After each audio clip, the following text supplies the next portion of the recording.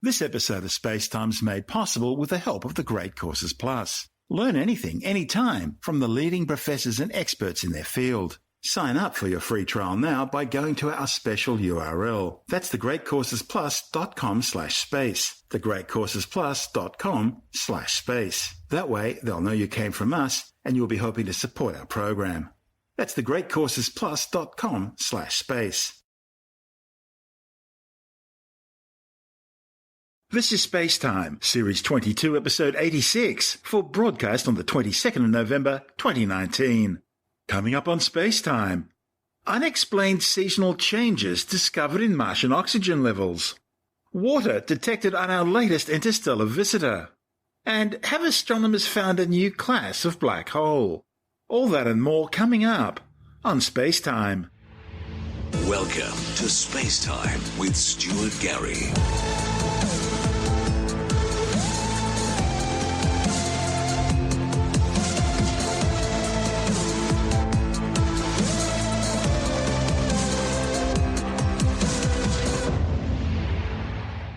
Scientists have detected seasonal changes in oxygen levels in the air directly above the surface of Gale Crater on Mars. The unexpected readings have come as researchers continue to try and solve the mystery of the red planet's seasonal changes in methane levels. Over the course of 3 Martian years, that's nearly 6 Earth years, an instrument aboard NASA's Mars Curiosity rover has been monitoring and analysing the composition of air in Gale Crater. The results show the makeup of the Martian atmosphere at the surface is about 95% by volume carbon dioxide, 2.6% molecular nitrogen, 1.9% argon, 0.16% molecular oxygen, and 0.06% carbon monoxide. The data also reveals how the molecules in the Martian air mix and circulate with changes in air pressure throughout the Martian year. These changes are caused when carbon dioxide gas freezes over the Martian poles in the winter, thereby lowering the air pressure across the entire planet following the redistribution of air to maintain pressure equilibrium. Then, when the carbon dioxide evaporates again in the spring and summer, it mixes across the red planet, again raising the overall air pressure. Within this environment, scientists found that nitrogen and argon follow a predictable seasonal pattern, waxing and waning in concentration in Gale Crater throughout the year relative to how much carbon dioxide's in the air. And they expected oxygen to do the same thing. Trouble is, it didn't. Instead, the amount of oxygen gas in the air rose throughout spring and summer by as much as 30%, and then dropped back to levels predicted by known chemistry in the fall. A report in the Journal of Geophysical Research found this pattern repeated each spring. However, the amount of oxygen added to the atmosphere varied, implying that something was producing it and then taking it away. It's the first time scientists have seen anything like this, and they're still trying to work out exactly what's going on. Right now, they have no explanation. One possibility is that carbon dioxide or water molecules could have released oxygen into the atmosphere by breaking apart, leading to a short-term rise. The problem is that would take 5 times more water than Mars has to produce the extra oxygen, and carbon dioxide would break up too slowly to generate that amount of oxygen over such a short period of time. And all that wouldn't explain the oxygen seasonal decrease. Another option involves solar radiation breaking up oxygen molecules into 2 separate atoms, which could then blow away and degas into space. But that's also unlikely, as it would take 10 years for the oxygen to disappear through this process. The study's lead author, Melissa Traynor from NASA's Goddard Space Flight Center in Greenbelt, Maryland, says her team is struggling to try and explain it. The fact that the oxygen behavior isn't perfectly repeatable each season suggests that it's not an issue to do with atmospheric dynamics. That means it's probably some chemical source and sink that they simply can't account for. To scientists who study Mars, this oxygen mystery is curiously similar to that of the methane mystery. Methane is constantly in the air inside Gale Crater, but it's in really tiny quantities, in fact just 0.0000004% on average. And that's barely discernible, even using the most sensitive instruments on Curiosity. Still, the 6-wheel rover has found that while methane does rise and fall seasonally, it increases in abundance by about 60% in summer months for inexplicable reasons. In fact, methane can spike randomly and quite dramatically, another mystery scientists are still trying to solve. With the new oxygen findings in hand, Traynor and colleagues have begun wondering whether chemistry similar to what's driving methane's natural seasonal variations is also driving the changes in oxygen. Oxygen and methane can be produced both biologically through microbial metabolism and geologically through chemical reactions related to water and minerals. And scientists are considering all options, although they really don't have any convincing evidence for biological activity on Mars. They expect that non-biological explanations are far more likely, and are working to try and better understand what's likely to be happening. The authors have considered Martian soil as a source for extra springtime oxygen. After all, it's known to be rich in the element in the form of compounds such as hydrogen peroxide and perchlorates. In fact, one experiment decades ago on the Viking landers showed that heat and humidity could release oxygen from the Martian soil. But the thing is, that experiment took place in conditions which are quite different from the Martian spring environment, and it still doesn't account for the oxygen drop. Other possible explanations also don't quite add up for now. For example, high-energy radiation of the soil could produce extra molecular oxygen in the air, but it would take 1 million years to accumulate enough oxygen in the soil to account for the boost measured in just one spring. And so, the mystery continues, at least for now. You're listening to Space Time. Still to come, another 350 previously unknown near-Earth objects have been detected over the past month, and later in the science report, discovery of a new health risk from spaceflight that could have deadly consequences. All that and more still to come on Space Time.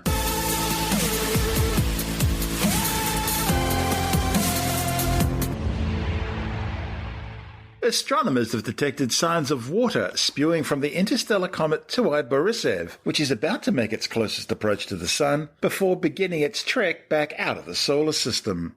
The discovery, reported on the physics website archive.org, isn't surprising, as comets contain lots of water. But this is the first time astronomers have seen interstellar water in our solar system. In fact, the discovery demonstrates how water can travel between stars.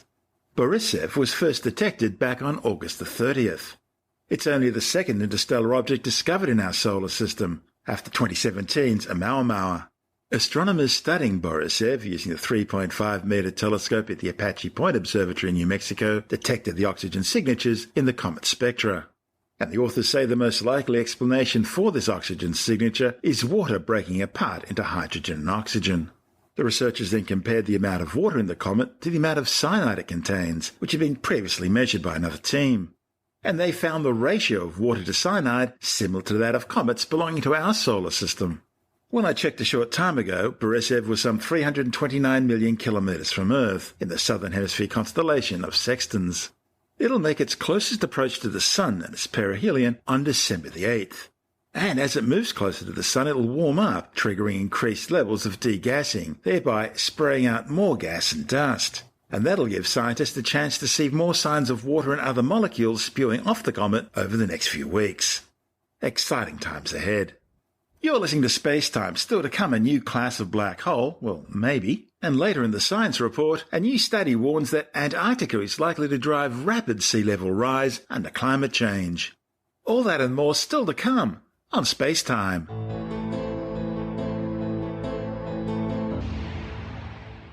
The European Space Agency's Near-Earth Objects Co-ordination Centre has detected another 350 previously unknown NEOs, or near-Earth objects, over the past month.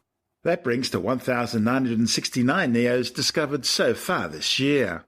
And it means there are now some 21,254 asteroids and 108 comets which can be classified as near-Earth objects.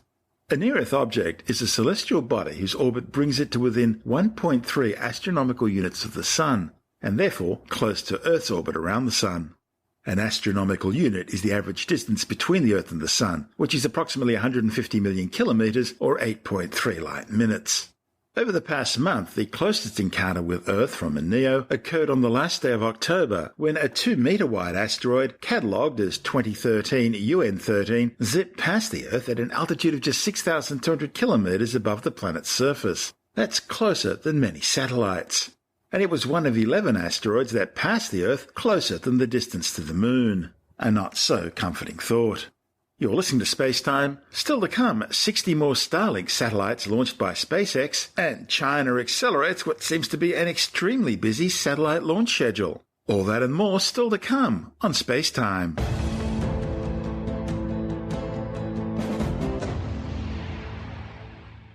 Okay, time for a break from our show to talk about our sponsor, the Great Courses Plus.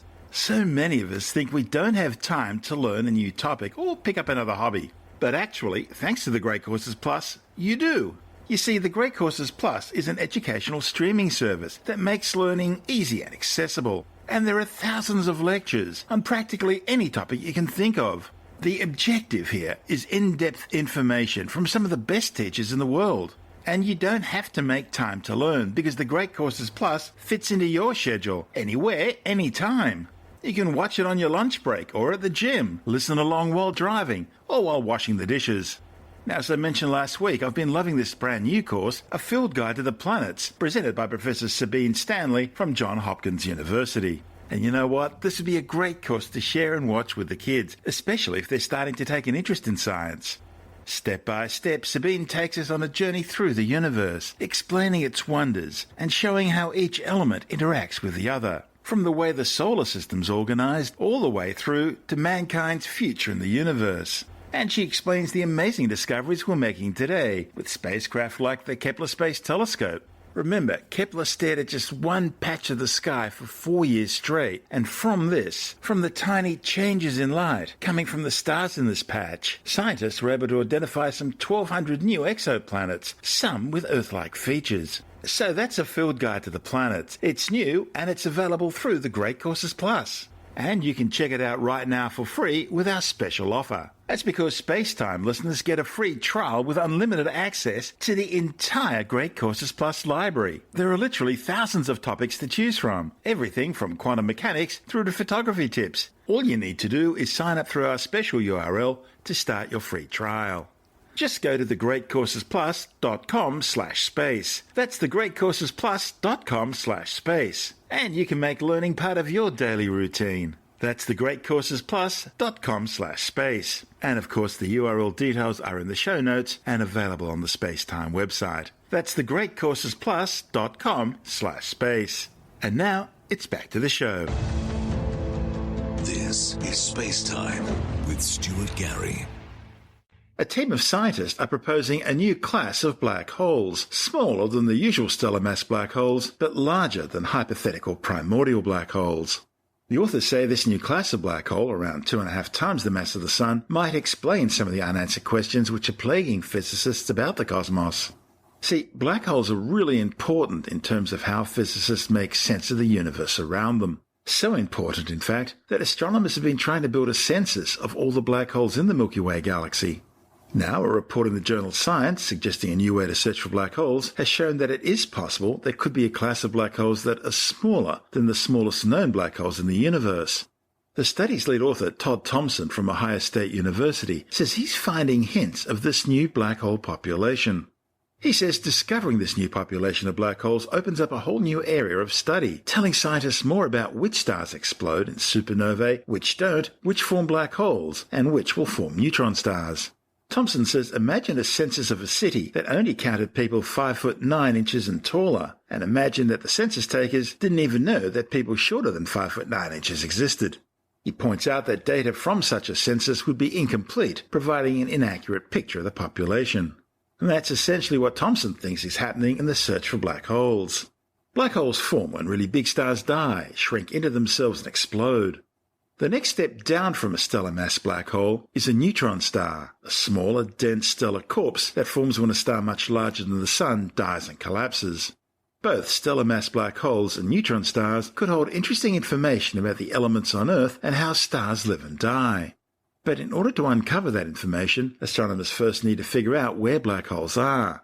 And to figure out where black holes are, they need to know exactly what they're looking for.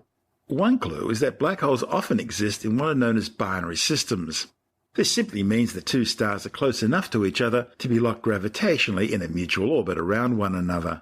When one of those stars die, the other remains, still orbiting the space where the dead star, now a black hole and neutron star, once lived, and where the black hole and neutron star has now formed.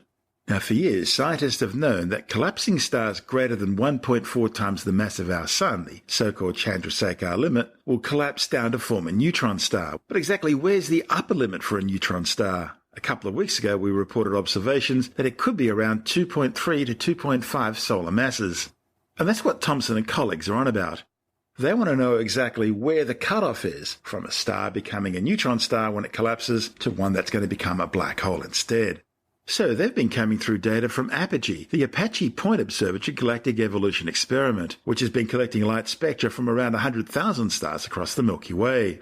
The spectra is important because it can show whether a star is orbiting around another object. Changes in the spectra, such as a shift towards bluer wavelength, for example, followed by a shift towards redder wavelength, could show that a star is orbiting an unseen companion. And so they look for stars showing this change, indicating there might be a black hole involved. The authors then compared this data with thousands of images of each potential binary system from ASSASSIN, the all-sky automated survey for supernovae. Eventually, they found a giant red star that appeared to be orbiting something, but that something, based on their calculations, was likely much smaller than most known black holes in our galaxy, but at the same time, way bigger than most known neutron stars. After more calculations and additional data, they realized that they had found a low-mass black hole, likely around 3.3 times the mass of the Sun.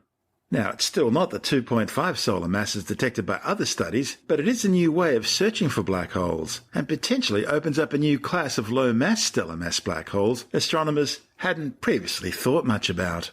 To find out more, Andrew Dunkley is speaking with astronomer Dr. Fred Watson. The black hole, maybe, which could be the lowest mass black hole yet discovered at, 3.3 times the mass of our Sun, which isn't super massive at all, really, when you think about it. It's not. That's quite correct. This is a very interesting set of observations. What astronomers have found is the smallest yet known black hole, but it might be the biggest yet known neutron star. Here we go. Yeah, that's potato, right. potato. It's always, there's always caveats in these things. Let's just review what we know about black holes. They come in basically two classes. The supermassive black holes, which are things with masses millions or billion times the mass of the Sun, which sit at the centers of galaxies, and they've probably grown that size by gobbling up lots and lots of debris and material that have surrounded them over the maybe 12 or 13 billion years that they've been in existence. But then there's what we call stellar mass black holes. These are black holes with masses which are greater than the mass of the Sun, but sort of typical of some massive stars. And those, we understand, have masses in the range typically of about 5 to 15 times the mass of our Sun. They might be bigger than that. Some of them are probably bigger. In fact, we know some of them are bigger because the gravitational wave experiments that have been done by the LIGO detector and Virgo, its counterpart in Italy, they've shown collisions with objects involving mergers of black holes, which are perhaps 20, 30 times the mass of the Sun. So relatively big. But the smaller ones, 5 to 15 times the mass of the Sun, are revealing themselves actually by their X radiation. And so what you have, and this is a fairly common phenomenon throughout our galaxy. By that, I mean, we know of, I don't know, I suppose a few dozen of these things. I'm not an X-ray astronomer, so I might be exaggerating there, but certainly the very first one, Cygnus X1, works by this mechanism. If you have two stars, one of which, and they get to the ends of their lives, one of which is massive enough that when it blows up as a supernova, its core collapses into a black hole. If you've got that phenomenon and another companion star in orbit around it, if that companion star is close enough, then you'll get material sucked off the companion star, which will go into the accretion disk of the black hole. This is this spinning disk of material around the black hole. And that's where the X-rays come from, because there's so much energy in this spinning disk of material. The particles banging together, they actually create X-rays. And so you get a very strong X-ray source, plus the fact that there are these beams of material being spurted out from the poles of the black hole by the fact that it's highly magnetized. So that's the way that black holes, these stellar mass black holes, 5 to 15 times the mass of the Sun, that's the way that they have mostly been discovered. But a group of scientists at the Ohio State University in the US, they've thought slightly outside the box about this and said, what if we're missing something here? What if there are some black holes in orbit with other stars orbiting around them, which are not close enough to have this transfer of material from the companion star down to the black hole's accretion disk? Mm-hmm. So you wouldn't see any X-rays. you would not know that there was an X-ray source there. You wouldn't know that there was a black hole there. That's probably what I'm trying to say, because there's no X-rays being produced. And so what they've done is they've done what the planet hunters do. They've looked at the way stars which are visible in the sky, and they're relatively faint, but big telescopes can detect them. Look at the way that they move with what's called the Doppler effect, the fact that as a star comes towards us or goes away from us, we can pick up its motion by means of the device we call a spectrograph, which breaks the light up into that rainbow of colours with the barcode of elements, signatures imprinted on it. So you use one of those and you look for slight variations in the velocity of the star, which you can measure by means of the spectrograph. And if you do that over a long period of time, you can see the motion of the star, which is caused by something orbiting around it. And that's how we detect planets. It's called the Doppler Wobble method. But you can kind of invert that. You can look at the way a star's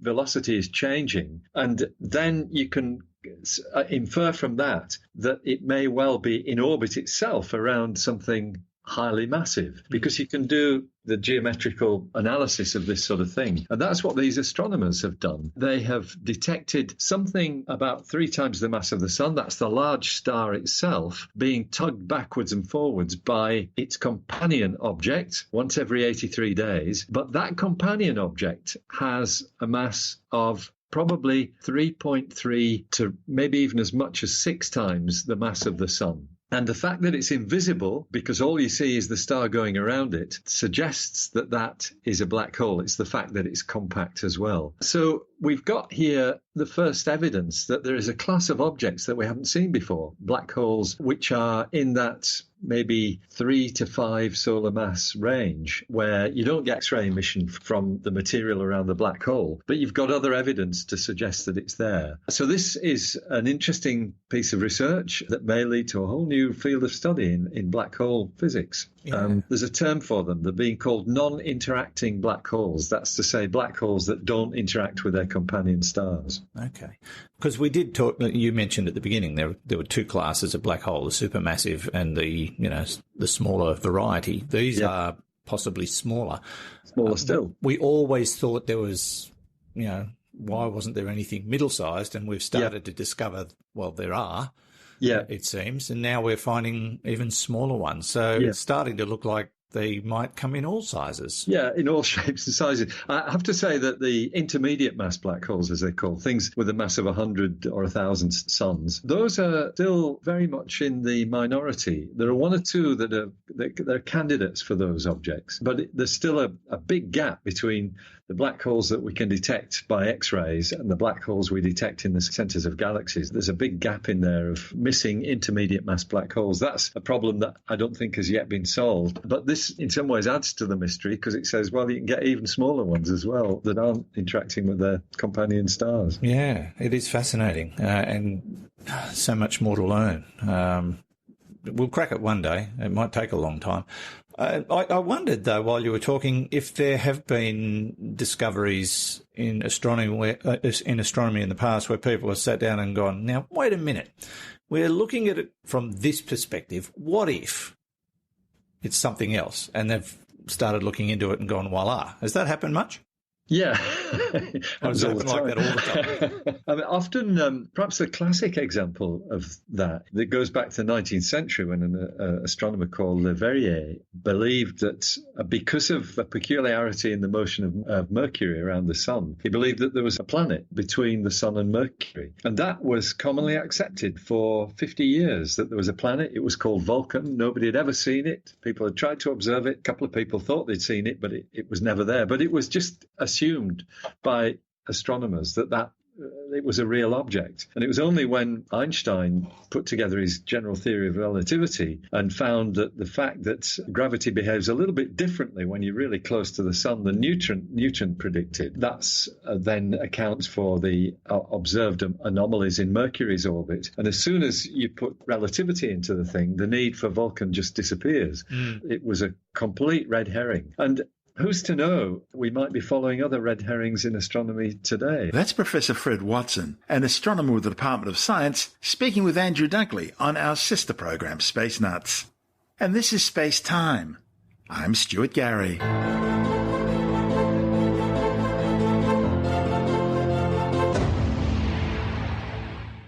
SpaceX has launched another 60 Starlink microsatellites as part of its plans to establish a global high-speed internet satellite network. They'll join 60 identical satellites launched by the Hawthorne, California-based company last May. The new spacecraft will all send into orbit aboard a single SpaceX Falcon 9 rocket launched from the Cape Canaveral Air Force Base in Florida. 10, 9, 8, 7, 6, 5, 4, 3, 2, 1, 0. Ignition. Liftoff. With gratitude to our veterans today and always, go USA. Falcon 9 is pitching downrange. Stage 1 cross is nominal. Power and telemetry is nominal. We've had a on-time liftoff, the Falcon 9 vehicle making its way to orbit.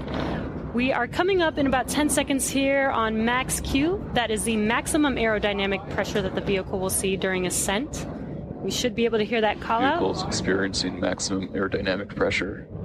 And there's that call out for max Q. Coming up next is a rapid succession of events, starting off with main engine cutoff, or what we call MECO, followed immediately by stage separation. That's the separation of the first stage from the second stage. And then seconds after will be the lighting of our second stage engine, which we call second engine startup, or SES-1. MECO. Stage separation confirmed. We had MECO and stage separation, and there's that second stage engine glowing bright red. Coming up next in about 30 seconds is fairing deployment.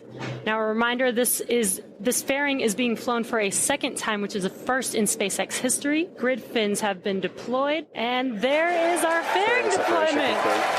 This is the first reflight of our fairing, so such an exciting mission this morning already. As the second stage continues to orbit with those 60 Starlink satellites on top, stage 1 is making its way home for the fourth time. Now, stage 1 is going to execute 2 burns before hopefully it's standing there on our drone ship. The first one will be the entry burn, which occurs at about T plus 6 minutes and 23 seconds, so a little over 2 minutes from now. That's where we're going to relight 3 of those Merlin engines and slow the vehicle down such that it can safely re-enter the atmosphere. From there, the booster will coast for just under a minute and a half and then execute what is called the landing burn. That is where we're going to reignite a single engine, that E9 engine right in the middle of the booster, slowing the vehicle down to 0 velocity, hopefully standing right there up on the drone ship. Meanwhile, stage 2 continues to fly nominally. We're hearing that MVAC-D power is nominal and continues at full power. Stage 2 pressures,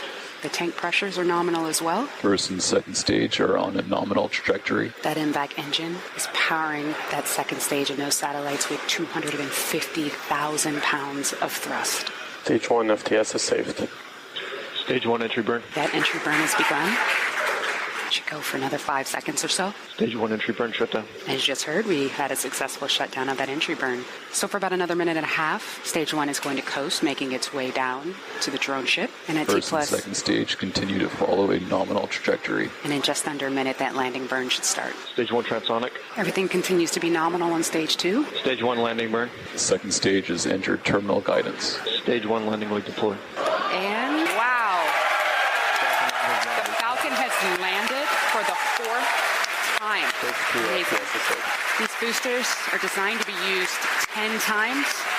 Let's turn it around for a 5th, guys. Wow, 4th landing. That is super cool. So stage 2, I believe we have had SECO 1. We're going to enter a coast phase. SpaceX has now received authorization from US authorities to launch at least 12,000 Starlink satellites into several different orbits. And the company's boss, Elon Musk, says the Starlink constellation could eventually consist of some 42,000 satellites, greatly expanding internet access around the globe. The mini satellites are initially orbiting at an altitude of 550 kilometers, but as we mentioned earlier, that will change as more come online. Starlink expects to begin its services across the US and Canada next year. Musk hopes to eventually have up to 5% of the global internet market. That's a slice valued at more than $30 billion annually, 10 times more than SpaceX earns from rocket launches. But SpaceX isn't alone in its lofty ambitions, with rivals including OneWeb and Amazon having very similar plans. But the idea of adding thousands of satellites does have astronomers worried, because the proliferation of so many satellites glinting in the sky will affect their research.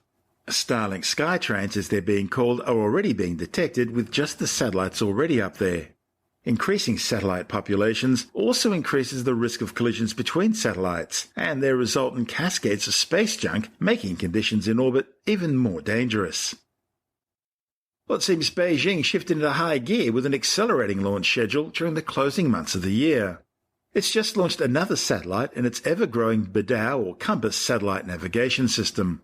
The latest BeiDou 3 was launched aboard a Long March 3B rocket from the Xichang Satellite Launch Center in southwestern China's Sichuan province.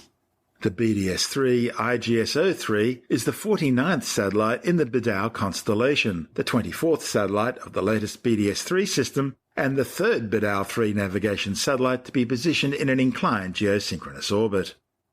The BeiDou launch followed the earlier launch of the new TJSW-4 experimental spy satellite. The technology demonstrator was also placed into orbit using a Long March 3B from Xichang. While Beijing are keeping the exact details of the new spy satellite a secret, it's understood it'll test new multi-band high-speed communications technology, focusing on gathering signals intelligence data and communications from other countries.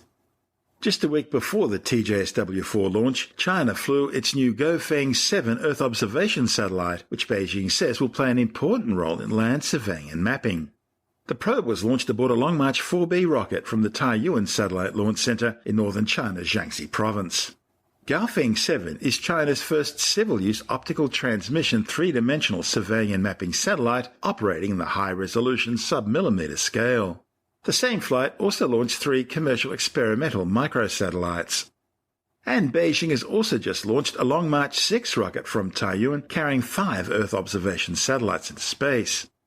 And just hours prior to that launch, Chinese commercial launch company X-Pace used its Kaoju 1A solid fuel rocket to carry the Jinlin 1 Gaofen 02A remote sensing satellite into orbit from the Zhuquan Satellite Launch Center in the Gobi Desert. Certainly a busy couple of weeks for Beijing's space industry.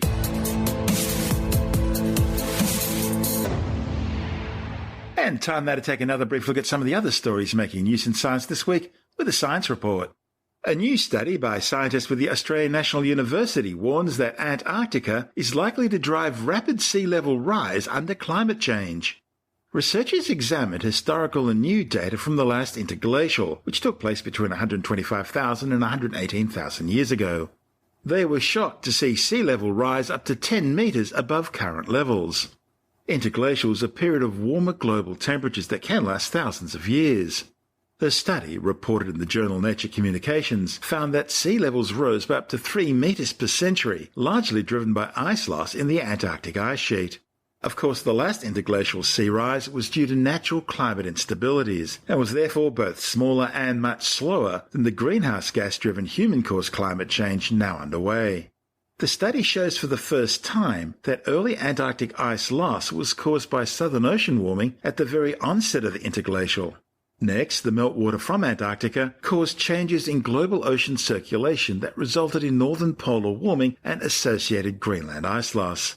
The authors warn that today's climate change is far greater and developing much faster than that of the last interglacial, and as a result, the rates of sea level rise may develop over the next several centuries that are even higher than those found for the interglacial. Has your Apple Watch ever told you that your heartbeat's irregular? If it does, it may be worth getting it checked out, not your watch, your heartbeat. You see, a new study suggests that around a third of people who receive this alert are actually suffering from atrial fibrillation. It's a type of irregular heartbeat that puts you at a 5 times greater risk of stroke. The study, reported in the New England Journal of Medicine, looked at more than 400,000 Apple Watch users. It found less than 0.5% received notification of an irregular pulse. But among those that did, 34% had atrial fibrillation, confirmed by an EEG patch test.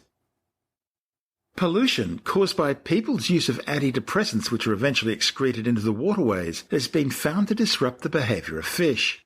A report in the journal Biological Letters claims that when researchers recreated environmentally realistic conditions of a common antidepressant in a specific water habitat, solitary fish showed little impact, but in social groups the drug disrupted foraging behaviour, with reductions in levels of aggression and overall food consumption. Scientists say the social context may be an important but underappreciated factor influencing the ecological impacts of chemical pollutants on wildlife. A new study warns that phosphate mining is affecting the health of coral reefs, reducing natural diversity and slowing down growth. The findings are based on research by the Australian National University, which examined coral reefs around Christmas Island in the Indian Ocean, which has undergone extensive phosphate mining for hundreds of years. A report in the journal Science of the Total Environment found reefs near the island's mining hotspots suffered high levels of pollution. Runoff and sediment pollution was found to be smothering reef organisms, preventing light from penetrating down the water column, killing once healthy reefs, and decimating fish populations. Scientists have discovered a new health risk from spaceflight that could have deadly consequences. A report in the Journal of the American Medical Association, which examined 11 crew members from the International Space Station, found that 6 of them had developed a stagnant or backwards flow in the internal jugular vein, a major blood vessel coming from the head. They also found that one of the crew members had developed a blockage or thrombosis of this vein during spaceflight. The authors say that although humans have been flying in space for more than 50 years, this is the first report of venous thrombosis during spaceflight to their knowledge. They say the findings may have significant human health implications for civilian spaceflight, as well as future exploration class missions, such as those to Mars. Britain's National Health Service has released a series of investigations warning of the dangers of anti-vaccination claims by homeopaths. It seems thousands of children have been put on homeopathic alternatives to vaccination by practitioners who claim they can prevent measles and cure autism. The controversial treatments are known as homeoprophylaxis and cease, but they have no scientific or medical support, and their claims of cures or protection are simply false.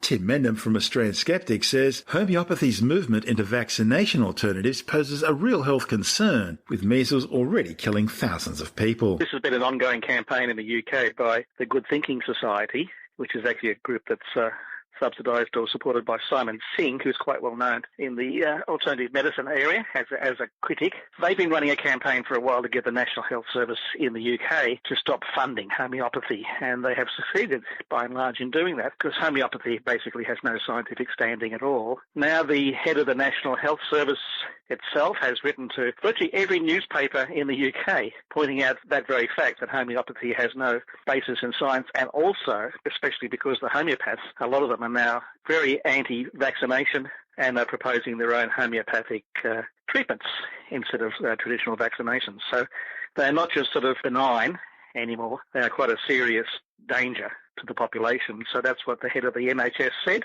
That received a lot of publicity, and several sort of major papers carried his statement, including The Guardian, The Times, BBC, The Telegraph. Quite a few different places were picking up on this. So it looks like a concerted effort in the UK to basically at least limit homeopathy, from what I can say, if not sort of really sort of take it down, as opposed to other places. In Germany, there's a big battle going on about homeopathy there right now. Well, Germany was the birthplace of homeopathy, wasn't it? That's right, yeah. And about however long ago it was, 200 years ago, whatever it was. Something like that. And yes, so therefore, there's been a big battle there. Same in France. Homeopathy's had a big following in France. But gradually, countries one by one are sort of seriously looking at what homeopathy is about. And following what happened in Australia with the National Health and Medical Research Council, who put out a paper pointing out that there is absolutely no science behind homeopathy, which really upset the homeopaths across the world. Probably even more so than the homeopaths here, actually. But we received a lot of publicity. And there is no truth to homeopathy at all. I mean, sort of even people who claim, well, yeah, there might be a placebo effect. Really, it's not a good excuse to actually giving something that's useless. Expensive water, as they say. That's Tim Mendham from Australian Skeptics. And that's the show for now. You can subscribe and download Space Time as a free twice-weekly podcast through Apple Podcasts, Stitcher, Bytes.com, Pocket Casts, SoundCloud, YouTube, Audioboom, from spacetimewithstuartgary.com, or from your favourite podcast download provider. If you want more Space Time, check out our blog, where you'll find all the stuff we couldn't fit in the show, as well as loads of images, news stories, videos, and things on the web that I find interesting or amusing. Just go to spacetimewithstuartgary.tumblr.com. That's all one word and in lowercase, and that's Tumblr without the E. You can also follow us through @StuartGary on Twitter, @SpaceTimeWithStuartGary on Instagram. On Facebook, just go to www.facebook.com/SpaceTimeWithStuartGary, and you can also find us on the Space Time with Stuart Gary YouTube channel. Spacetime is brought to you in collaboration with Australian Sky and Telescope magazine, your window on the universe. You've been listening to Spacetime with Stuart Gary. This has been another quality podcast production from Bytes.com.